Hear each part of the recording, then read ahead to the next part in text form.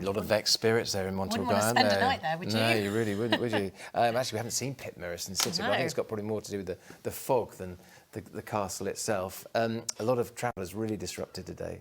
Yeah, absolutely. There have been lots of flights cancelled, but it's no surprise really to anybody who's been for a walk outside or even looked out the window, because we've had scenes like this today, a lot of mist and fog and really not much visibility at all either. You can just about make out the silhouette of those two horses there, but you can't see very far. And I think the picture that best sums up today's weather is this one here, sent in by Kevin. It would be of Montorgueil if we could see it, but of course it's so misty and foggy. Completely visibility is reduced there, so it's no surprise that flights struggled really to land today. Yeah, and I think travellers who are stuck, certainly at the airport, are going to want to know when that fog's going to lift. Absolutely, and my team and my friends at Jersey Met have been saying that at the moment it's looking like we can expect more disruption tomorrow and more flights cancelled because there is anticipated to be mist and fog once again.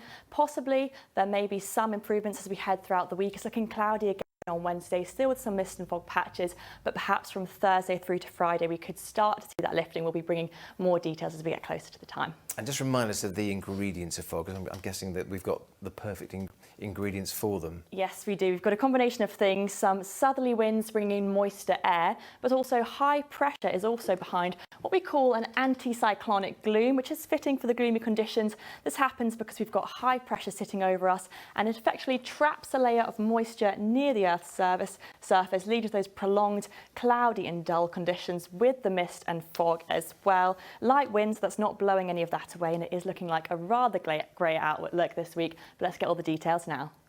Well, it has been a gloomy and grey start to the week, and more of that grey weather to come. Tomorrow looking similarly overcast, very cloudy picture with mist and fog, so not very good travel conditions. If you are planning on flying anywhere, do expect some disruption. That mist and fog lingering through tomorrow, even on to Wednesday as well, perhaps slightly brightening from Thursday and into Friday. And it is looking mainly dry this week with light winds as well.